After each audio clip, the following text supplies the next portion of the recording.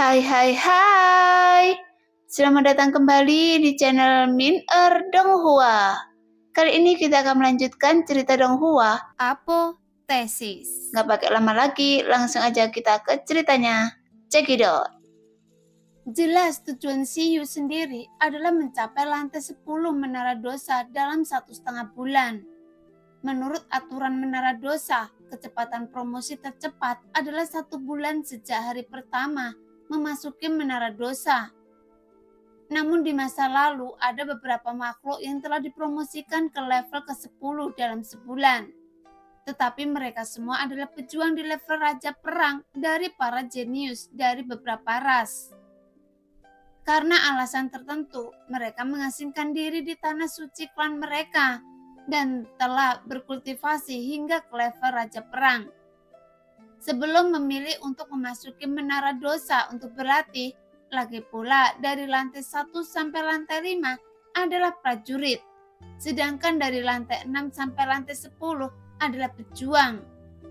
Kecuali jika Anda bertemu dengan Raja Perang yang juga sedang berlari.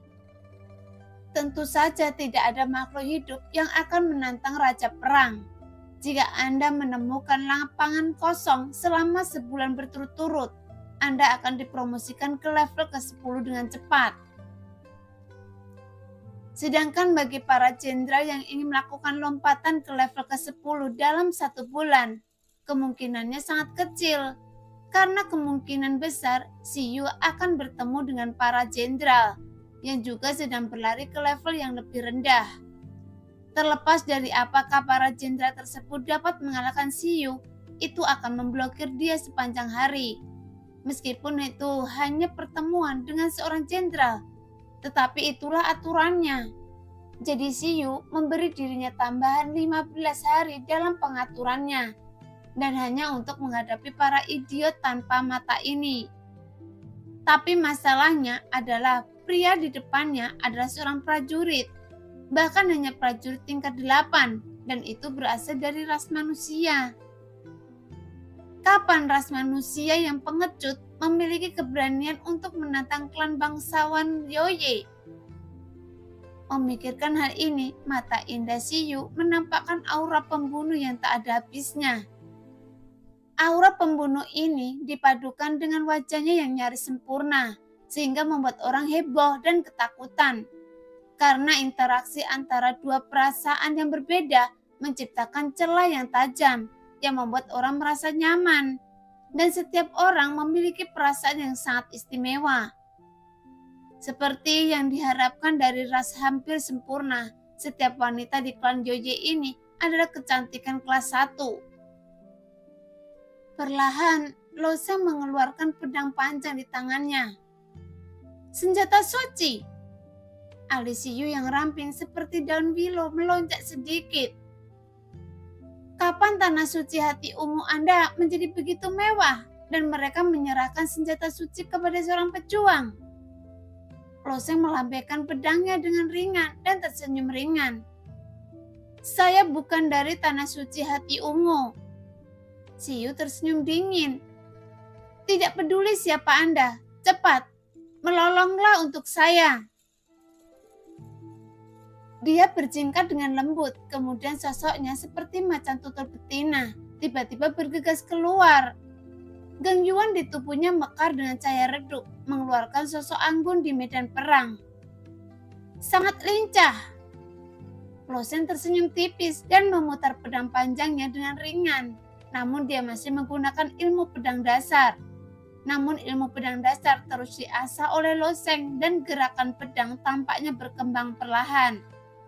Bagaimanapun ilmu pedang dasar ini diciptakan oleh para pendahulu yang menghabiskan banyak upaya dan selanjutnya disederhanakan hingga ekstrim oleh Loseng. Tetapi menjadi sederhana hingga ekstrim bukanlah akhir. Jelas, Loseng memiliki pemahaman yang samar-samar. Dia ingin menyederhanakan ilmu pedang dasar menjadi rumit. Karena dari kompleksitas, kesederhanaan adalah sebuah evolusi. Dan dari kesederhanaan ke kompleksitas adalah evolusi lainnya. Bagaimanapun seorang master sejati dapat menciptakan keterampilan yang unik sendiri. Tidak peduli tingkat keterampilan apa yang dibuat, itu bukanlah sesuatu yang muncul dari batu, tetapi diciptakan oleh makhluk hidup. Bahkan seni bela diri tertinggi pun sama.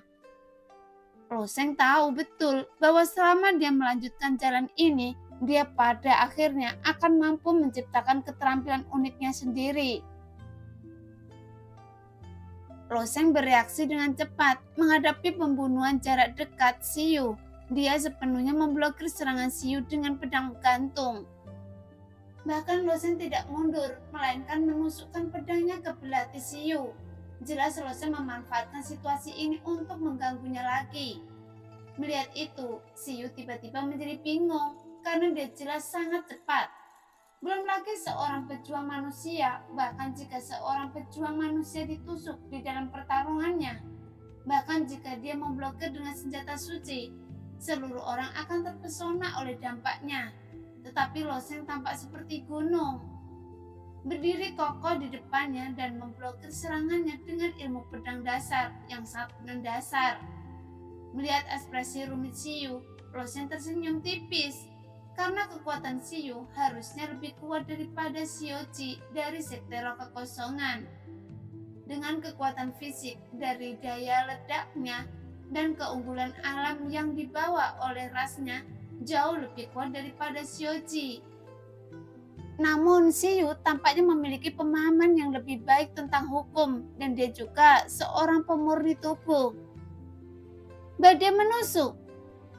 Dia awalnya akan meledakkan Loseng dan kemudian memotong daging Loseng sepotong demi sepotong. Karena jika dia semakin kejam, semakin dia bisa mengintimidasi para idiot di Menara Dosa. Jika tidak, dia tidak akan bisa mendapatkan bidang kosong, sehingga akan membutuhkan waktu yang lama untuk mencapai lantai 10 Menara Dosa. Menghadapi ilmu pedang besar Loseng, belati Siyu tiba-tiba terasa seperti badai dahsyat. Menusuk berkali-kali dalam sekejap. Namun hanya menggunakan metode pedang gantung memblokir serangan tersebut. Pada saat ini, Loseng tersenyum tipis dan pedang panjang itu agak horizontal, menyegel dirinya sepenuhnya dari atas ke bawah. Segera serangkaian suara yang tajam dan manis datang dan belati serta pedang itu terjalin berkali-kali dalam sekejap. Karena pedang tipis sepanjang 3 kaki seperti perisai kedap udara yang menghalangi Loseng. Ledakan Siyu juga terbatas, entah itu gangguan atau kekuatan fisik. Itu tidak sepanjang esensi sejati. Setelah ledakan singkat, pedang panjang Loseng sekali lagi menghancurkan belati Siyu. Kemudian Loseng menekan dengan ringan, sehingga keduanya bisa menjaga jarak. Dada Siyu naik turun, karena seharusnya jurus tusukan badai miliknya dapat memberikan pukulan fatal kepada lawannya dalam sekejap. Sekali lagi, Siyu menggunakan jurus ini di dekat tubuhnya. Itu hampir seperti hukuman mati. Bagaimanapun, Siyu pernah memiliki lawan kuat lainnya. Dengan kekuatan prajurit tingkat 8, setelah Siyu mendekatinya, dia menggunakan gerakan ini. Pada akhirnya, prajurit tingkat 8 itu langsung terkoyak oleh belatinya. Tidak meninggalkan satupun daging utuh di tubuhnya. Tapi prajurit manusia di depannya benar-benar memblokir semua serangannya dengan pedang panjang. Bagaimana ini mungkin? Mata Siyu menunjukkan kengerian dan dia bahkan sedikit panik karena ketakutan. Bagaimanapun menggunakan keterampilan tusukan badai sangat memakan energi. Namun di bawah nafas yang keras Siyu, aroma wangi berembus langsung ke wajah Loseng. Dan Loseng masih memandang dirinya sendiri dengan wajah seperti zombie. Ini memang sangat kejam, kata Loseng sambil tersenyum tipis. Apakah Anda ingin menertawakan saya? Siyu menggertakkan gigi giok ungunya, kemudian belati di tangannya tiba-tiba mengerahkan kekuatan. Seolah-olah bila pendek belati itu ditarik di sepanjang peti pedang panjang Loseng. Dan percikan api yang dahsyat bermekaran di bawah tarikan senjata dari keduanya. Setelah terdengar suara yang tajam dan kasar, Siyu seperti ular melingkari sisi Loseng. Dalam pertarungan jarak dekat, senjata pendek awalnya memiliki keunggulan lebih besar dibandingkan senjata panjang, sehingga Siyu tidak berniat menjauhkan diri dari Loseng. Tapi saat Siyu baru saja melingkari sisi Loseng dan hendak merentangkan lengan giok rampingnya di leher Loseng, Loseng menundukkan kepalanya sedikit. Jika Loseng benar-benar terjerat, mungkin Siyu akan memasukkan seluruh belati ke leher Loseng. Meskipun Loseng berpikir bahwa dia lebih kuat dari Siyu, tapi dia tidak akan terlalu lancang. Tapi hanya karena Loseng berputar begitu ringan, Siyu melompat ke udara, lalu Loseng berbalik. Tapi Loseng memblokir dengan lingkaran pedang panjangnya, dan ujung pedang menebas secara horizontal ke arah pantat Siyu yang tegak. Melihat adegan ini, VR tiba-tiba menjadi cemas dan bahkan menutup mulutnya sambil berteriak. Di panggung penonton, seorang anggota suku Yoye tiba-tiba berdiri. Ini adalah ahli perang dari suku Yoye. Lagi pula Siyu adalah seorang jenius tingkat dewa di tanah suci klan Yoye. Tentu saja tidak mungkin baginya untuk memasuki menara dosa sendirian. Jadi dia dilindungi oleh para tetua klan Yoye sepenuhnya. Menurut perkiraan penguasa perang dari klan Yoye, dengan kekuatan Siyu tidak akan ada masalah di 9 lantai pertama menara dosa. Adapun anak manusia di depannya, meskipun penguasa perang klan Yoye penasaran, kenapa ada orang di sampingnya? Seorang wanita dari ras yang sama dengan mereka yang mengikutinya. Tapi Loseng hanyalah seorang pejuang. Kekuatan ras manusia sudah sangat lemah. Bahkan prajurit tingkat 10 bukanlah tandingan Siyu. Belum lagi ras manusia hanyalah prajurit kecil, jadi tentu saja dia tidak perlu khawatir. Tapi mereka tidak menyangka bahwa setelah pertarungan, situasi pertempuran hampir sepihak. Jadi ketika mereka melihat Loseng menebas pantat Siyu, pikiran raja perang dari klan Yoye menjadi kosong. Karena pedang suci di tangan anak ini mungkin bisa memotong Siyu menjadi 2 bagian. Jika Siyu mati, bagaimana dia menjelaskannya kepada tetua klan? Pada saat yang sama, ekspresi wajah makhluk ras lain yang hadir juga sangat tercengang. Bahkan kebanyakan orang tidak percaya dengan pemandangan di depannya mereka. Karena ras manusia yang biasanya lemah di benua naga laut sebenarnya memiliki kejeniusan tingkat ini. Namun meskipun mereka bertanya-tanya apakah mereka salah melihatnya, ini jelas seorang pejuang dari ras manusia. Tapi Loseng yang menebas dengan pedang, dan pedang itu tiba-tiba berubah sedikit. Tetapi dia menggunakan pedang itu untuk menampar pantat Siyu. Jadi dengan pedang ini, Loseng melepaskan Siyu. Lagi pula, Loseng sangat jelas tentang tujuannya. Prioritas pertamanya datang ke Menara Dosa adalah berlatih, dan tujuan keduanya adalah mendapatkan warisan dari bawah Menara Dosa. Tapi karena klan Iblis dan klan Yoye sama-sama merupakan ras teratas di benua naga laut, sehingga ras manusia tampaknya sangat lemah di benua ini. Loseng baru saja tiba di benua naga laut dan telah menjalin dendam dengan klan Iblis. Tentu saja, jadi dia tidak akan cukup bodoh untuk membentuk perseteruan mematikan dengan klan Yoye. Meskipun Loseng menyerang dengan bilah pedang, kekuatan pukulannya masih sangat berat yang membuat Siyu yang dipukul pantatnya oleh Loseng terhuyung ke depan dan terlihat sangat malu. Tapi klan Yoye selalu sombong dan anggun, jadi dia tidak membiarkan diri mereka dipermalukan di depan semua orang. Saat dia jatuh ke tanah, Siyu mengulurkan tangannya untuk menahan tubuh di tanah. Gerakannya sangat lincah seperti sejenis reptil, lalu berbalik dan dia ingin melawan di tempat. Namun gerakan Loseng sangat cepat sehingga pedang panjangnya telah ditekan ke leher seputih salju Siyu. Dan ujung pedangnya sedikit berdering. Selama Loseng mengangkat tangannya dengan ketajaman senjata suci, kepalanya mungkin akan jatuh ke tanah. Jadi meskipun Siyu marah dan malu, dia tetap tidak pusing. Dia telah memahami aturan Menara Dosa berkali-kali sebelum datang ke sini. Mungkin di tanah suci dia adalah kebanggaan surga, jadi siapa yang berani mengambil nyawanya? Namun di arena kompetisi tidak ada yang bisa melindunginya. Meskipun klan Yoye memiliki banyak kursi di Menara Dosa, aturan yang ditetapkan oleh begitu banyak ras tidak dapat diubah hanya untuk dia. Seorang jenius tingkat dewa. Meskipun jika dia dibunuh oleh Loseng dan klan Yoye akan membalaskan dendamnya, tapi bagaimanapun juga dia sudah mati. Akui kekalahan, saya tidak akan mengambil nyawa Anda.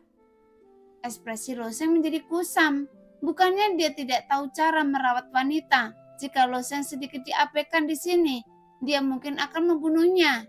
Tapi Loseng sudah memberinya banyak wajah dengan menyelamatkan nyawanya. Saya menyerah, ucap Siyu setelah memahami situasi di depannya. Meskipun ekspresi wajahnya penuh kebencian, karena cahaya ciptaan di papan nama Siyu tiba-tiba melesat ke papan nama Loseng. Bagaimanapun cahaya ciptaan merupakan hadiah bagi pemenang, dan banyaknya cahaya ciptaan itu tergantung pada banyaknya cahaya ciptaan lawan. Siyu adalah seorang pejuang dan makhluk yang berani menantang Siyu setidaknya setingkat prajurit. Jadi kali ini Loseng menerima cahaya ciptaan 10 kali lebih banyak dari sebelumnya. Lagi pula tingkat budidaya yang tinggi juga memiliki manfaat tingkat budidaya yang tinggi, sama seperti Loseng yang baru saja memasuki Menara Dosa tingkat pertama. Mereka yang berani menantang Loseng semuanya adalah pejuang. Para pejuang itu belum mengumpulkan banyak cahaya ciptaan dan poin yang didapat juga terlalu sedikit. Pada saat ini, Siyu menatap tajam ke arah Loseng dan melangkah keluar arena. Namun VR yang melihat pemandangan itu juga menghela nafas lega. Namun melihat pertarungan Loseng di arena kompetisi, VR memiliki beberapa kejutan. Meskipun VR telah melihat kecepatan melarikan diri Loseng dalam menghadapi 3 raja perang ras iblis, itu juga merupakan hal yang luar biasa di level prajurit. Tetapi kekuatan sebenarnya Loseng sulit untuk dipahami. Meskipun VR tidak memperlakukan Loseng sebagai prajurit biasa, dia tidak menyangka bahwa Loseng benar-benar sekuat itu. Pada saat ini ada lagi ledakan bisikan di panggung penonton. Tidak heran Tuan Yoso menyuruh kita untuk tidak memprovokasinya. Meskipun orang ini adalah pejuang ras manusia, dia bahkan bisa mengalahkan para jenius dari klan Yoye. Apakah hanya para wanita dari klan Yoye itu adalah seorang jenius tingkat dewa yang berasal dari tanah suci klan Yoye? Dia tidak bisa diperlakukan sebagai pejuang biasa. Meski begitu, dia masih dikalahkan oleh pejuang ras manusia itu. Ras manusia bukan hanya pejuang yang telah mencapai ranah ahli perang, tetapi juga ranah dewa perang. Mungkin akan lebih sulit menghadapinya nanti. Tapi kapan tanah suci hati ungu memupuk seorang jenius super seperti ini? Dia sepertinya baru saja mengatakan bahwa dia tidak berasal dari ras manusia di tanah suci hati ungu. Jika kita membiarkannya pergi, jika orang ini bertarung lapis demi lapis, saya khawatir ras manusia akan benar-benar mendapat satu kursi lagi.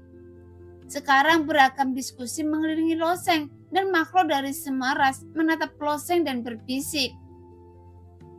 Siapa lagi yang ingin menantang saya? Loseng bertanya dengan ringan. Setelah mendengar kata-kata Loseng, tiba-tiba suasana menjadi hening. Bukankah ada Orcs Tito yang terkenal di lantai 2? Di mana Tito? Kenapa saya tidak melihatnya? Apakah Anda bercanda? Tito hanyalah seorang prajurit tingkat 10. Meskipun dia berhasil menembak 3 prajurit, dia tidak melakukannya. Tito mungkin lawan Siyu dan bahkan lebih kecil kemungkinannya menjadi lawan anak di depannya ini. Siapapun yang memiliki kesadaran diri akan kekuatan mereka, tidak akan ada yang berani naik ke sana. Jika anak itu bersedia melepaskan suku Yoye, dia belum tentu melepaskan nyawa ras lain. Sebelum Siyu telah mengejutkan semua orang dan sekarang Loseng telah naik pangkat untuk mengalahkan Siyu. Merasakan kekuatan menakutkan semacam ini, meskipun banyak makhluk kuat, tapi bagaimana mungkin ada makhluk hidup yang berani naik? untuk mencari kematian sekarang. Selain itu, saat Loseng di tempat pertama, pembunuhan yang dilakukan olehnya telah menyebar ke tingkat kedua. Jadi semua orang tidak ada yang berani melawan Loseng. Setelah beberapa saat, tidak ada yang berani muncul dan tidak ada yang menantang Loseng, yang menunjukkan Loseng mendapat lapangan kosong di hari pertama selama 3 hari berturut-turut, sehingga Loseng dapat dipromosikan dengan bebas. Lagi pula, Loseng bukan cukup puas dengan hasil ini, sedangkan untuk Ziyu dari klan Yoye, dia cukup tidak puas. Sekarang Ziyu yang berjalan turun dari arena penuh amarah, dan seorang ahli perang dari klan Yoye dengan cepat menindaklanjutinya. Bagaimanapun, kapan Ziyu menghadapi kemunduran dan penghinaan yang begitu besar? Bahkan di tanah suci klan Yoye, di mana banyak orang jenius telah lahir, dia adalah salah satu yang terbaik. Terlebih lagi, dia kalah dari lawannya bukan hanya dari ras manusia, tetapi juga seorang pejuang ras manusia. Jika bukan karena hati seni bela dirinya yang sangat ulet, orang lain akan menderita pukulan dahsyat. "Saya harus membunuhnya!" teriak Ziyu dengan marah. "Bocah manusia ini tidak sederhana dan Anda bukan tandingannya sekarang." Pemimpin panglima perang dari suku Yoye sangat tenang. "Saya peduli, jika saya tidak bisa membunuhnya dengan cara biasa, saya akan menggunakan Tianchu untuk menghadapinya," kata Ziyu dingin. Setelah mendengar perkataan Ziyu, wajah panglima perang klan Yoye tiba-tiba berubah, lalu dia berkata, "Ziyu, jangan melakukan hal bodoh dengan menggunakan Tianchu, kecuali itu benar-benar diperlukan. Bukankah Anda tahu jika metode itu dilarang?" "Ziyu, apakah Anda lupa nasihat orang tua? Pilihan terakhir." Sekarang adalah pilihan terakhir. Ziyu sangat paranoid. Sebenarnya Anda tidak perlu terlalu cemas. Sejak dia memasuki menara dosa, wajar baginya untuk berlatih. Jadi cepat atau lambat Anda akan bertemu dengannya setelah Anda benar-benar kuat. Sepertinya ada seorang wanita dari klan Yoye kita di sampingnya. Saya tidak tahu dari klan mana dia berasal. Jadi saya akan menyenangkan situasinya dulu. Panglima perang klan Yoye juga tidak berdaya dan hanya bisa menghiburnya seperti ini. Apakah saya benar-benar kuat? Ziyu tertegun sejenak, tapi kemudian dia memikirkannya dan ekspresi depresi di wajahnya menjadi lebih intens. Tidak bisakah anak itu tumbuh dewasa? Saat anak laki-laki itu masih menjadi seorang pejuang, dia bisa mengalahkannya diri sendiri. Jika dia menjadi seorang pejuang, apakah dia akan tetap menjadi lawannya? Faktanya, panglima perang dari klan Yoye juga mengetahuinya dengan baik. Tapi saat ini secara berurutan untuk menghibur Ziyu, sepertinya hanya itu yang bisa dia lakukan untuk membujuknya. Tapi sekarang sepertinya bujukannya tidak berpengaruh. Pada akhirnya panglima perang klan Yoye hanya bisa menghela nafas dalam hatinya. Tapi itu bagus bahwa anak laki-laki itu tampaknya tidak memiliki niat membunuh terhadap Ziyu. Sayangnya, Ziyu terlalu sombong. Sebenarnya untuk melakukan pukulan kecil di menara dosa hanyalah cara untuk mengasah hati seni bela dirinya. Setelah Loseng mendapatkan bidang kosong, dia meninggalkan arena kompetisi. Sementara VR tetap di dekatnya dan terus mengikuti Loseng. Lagi pula, Loseng juga ingin memasuki level yang lebih tinggi dari menara dosa sesegera mungkin. Dan dia juga tidak tertarik melawan para pejuang ini. Tetapi aturannya menara dosa seperti ini dan Loseng tidak memiliki cara yang baik. Saat Loseng baru saja datang ke ruang tamu di lantai 2, dia melihat bahwa wanita di satu sisi ruang tamu. Ada wanita dari semua ras, iblis, ors, manusia, dan bahkan wanita dari klan Yoye. Wanita-wanita ini semuanya berpakaian minim dan menggairahkan, memancarkan godaan paling primitif dari mereka.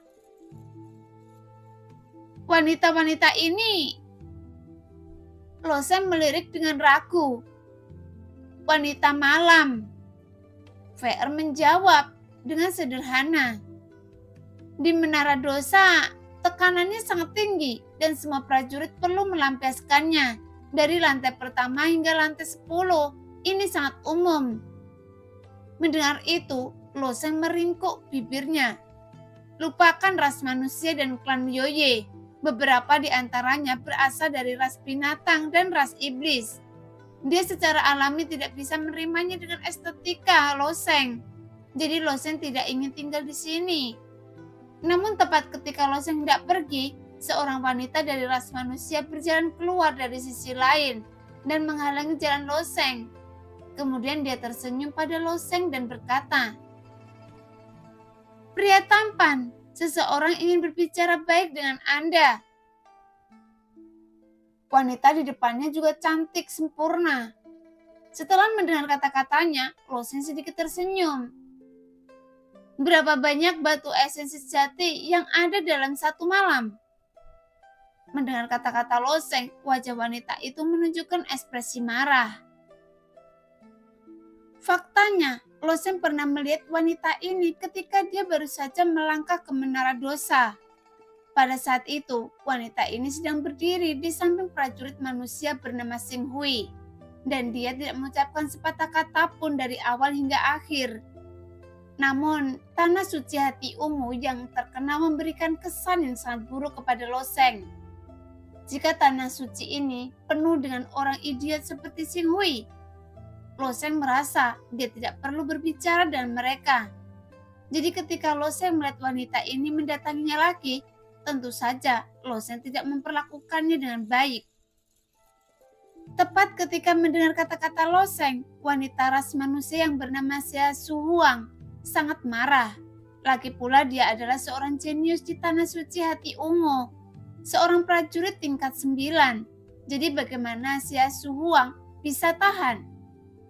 Diperlakukan seperti pelacur oleh Loseng. Namun setelah beberapa saat, ekspresi marahnya hilang begitu saja. Setelah dadanya bergetar hebat, dia benar-benar tertawa dan berkata, "Baiklah, izinkan saya memberitahu Anda sebelumnya. Harga saya sangat mahal, jadi saya tidak tahu apakah Anda mampu membelinya."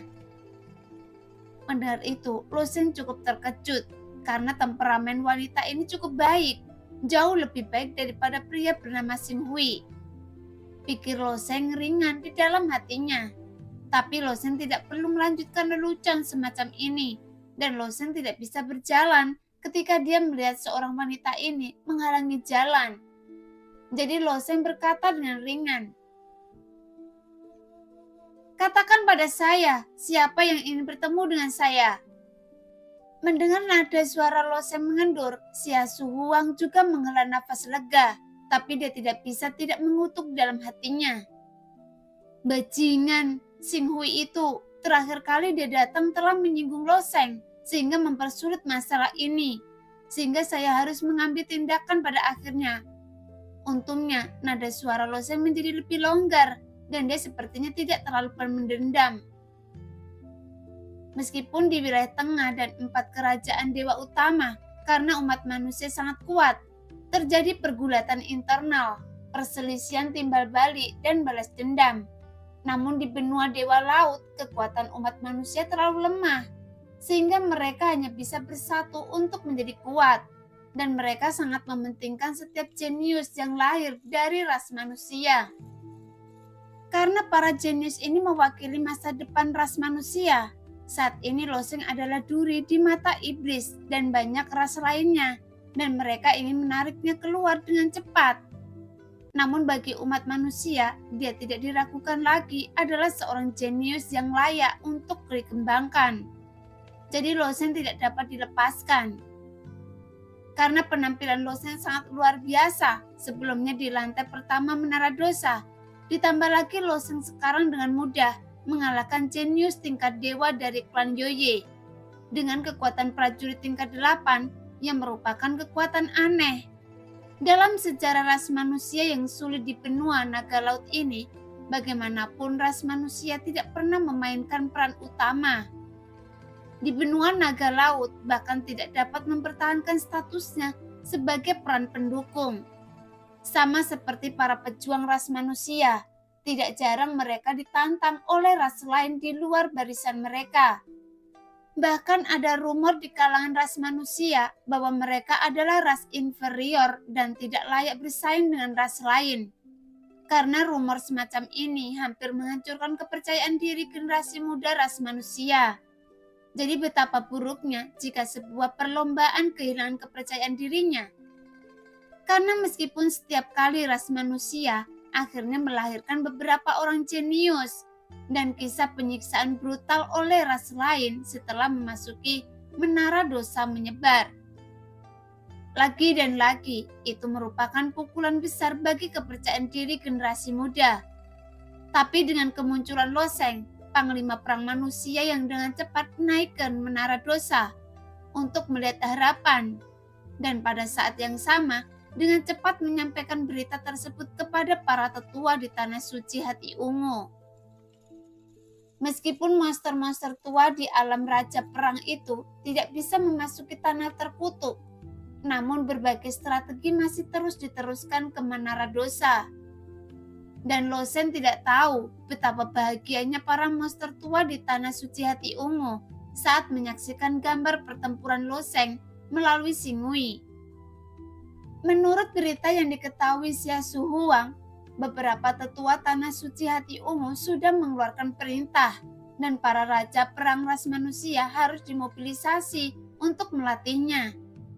Karena begitu Loseng menjadi jenderal perang, dia mungkin bisa menjadi bendera bagi generasi muda umat manusia, memberikan kepercayaan tanpa akhir kepada ras manusia lainnya. Dan jika Loseng menjadi panglima perang, dia bahkan mungkin bisa membantu ras manusia untuk mendapatkan kursi baru. Karena inilah sebabnya Xia Su Huang mampu menahan godaan Loseng. Itu adalah ahli perang umat manusia kita, Tuan Jing, jawab Xia Su Huang jujur. Mendengar itu, Loseng mengangguk. Pimpin jalan. Di bawah kepemimpinan Xia Su Huang, dia berjalan di sekitar ruang tamu dan kemudian datang ke toko anggur. Fasilitas di ruang tamu sangat lengkap dan banyak ras yang mengoperasikan berbagai layanan, termasuk kedai judi dan rumah bordil, hampir di setiap lantai. Di toko anggur sudah ada orang yang menunggu di sana. Pria itu mengenakan kain abu-abu dan terlihat sangat biasa, tetapi dia memiliki temperamen yang mendominasi, tetapi pendiam. Tuan Muda Luo, saya sudah lama mengagumi Anda. Ketika pria itu melihat Loseng, dia sangat sopan dan memberi hormat dengan tangan terkepal. Namun tepat ketika prajurit lain di toko anggur melihat pemandangan ini, ekspresi mereka semua aneh. Hanya ada satu perbedaan kata antara ahli perang dan pejuang. Perbedaan status dan wilayah antara keduanya sebesar langit dan bumi. Tapi mengapa ahli perang ras manusia memberi hormat kepada Loseng seperti ini? Loseng juga memberikan rasa hormat dan kemudian bertanya, apakah ini Tuan Jing? Iya, duduk dan bicara. Tuan Jing melambaikan tangannya dan kemudian beberapa orang duduk. Tuan Muda Luo, apakah Anda bukan dari tanah suci hati ungu? Tuan Jing bertanya langsung pada intinya. Mereka telah menyelidiki identitas Loseng secara detail sebelumnya. Meskipun ada banyak prajurit di tanah suci hati ungu dengan bakat Loseng yang jahat, mungkin dia tidak ingin menjadi orang tak dikenal di tanah suci. Iya, saya bukan dari tanah suci hati ungu, jawab Loseng jujur. Lalu, dari mana asal Tuan Muda Luo? Tuan Jing bertanya. Di benua Dewa Laut, selain tanah suci hati ungu, terdapat juga beberapa sekte yang terbesar. Namun sebagian besar sekte tersebut terikat pada tanah suci.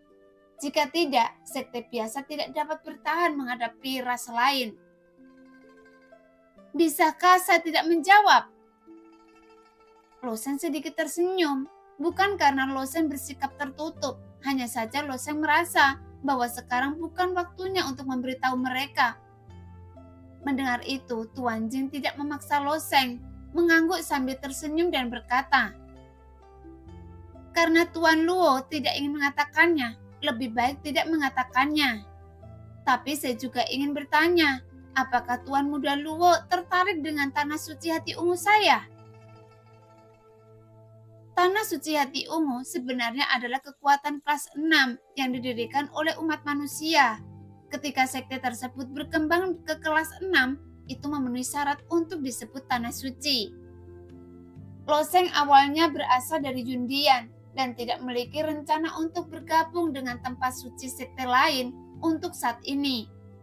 Tapi jika ada manfaat bagi tanah suci hati ungu, Lo Sheng juga sangat jelas tentang hal itu. Tetapi dalam pandangan Lo Sheng, dia tidak memiliki kebutuhan ini untuk saat ini. Bukan berarti Lo Sheng tidak mau mengkhianati Yundian, namun kekuatan pengikat suatu sekte pada murid-muridnya tidak terletak pada satu identitas. Hanya saja, Lo Sheng tidak kekurangan skill dan sumber daya. Begitu dia bergabung dengan Tanah Suci Hati Ungu dan menjadi anggota Tanah Suci, Lo Sheng akan memikul kewajiban tertentu. Lagi pula, Lo Sheng tidak melupakan tujuan perjalanannya untuk memasuki tingkat terendah menara dosa. Jika dia bergabung dengan Tanah Suci Hati Ungu, mungkin akan memakan waktu lebih lama, dan Lo Sheng tidak mampu membelinya.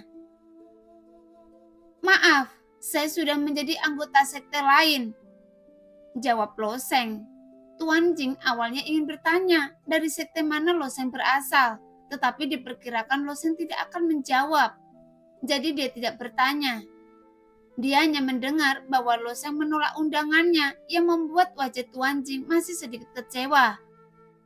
Karena tujuannya dia datang adalah untuk menjadi pelobi dan membujuk Lo Sheng untuk bergabung dengan Tanah Suci Hati Ungu.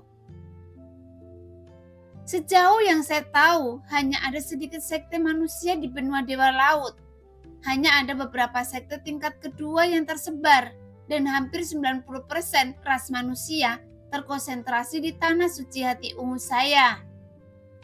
Jika Tuan Muda Luo bergabung dengan Tanah Suci Hati Ungu saya, Tuan Muda Luo pasti akan dibudidayakan di Tanah Suci.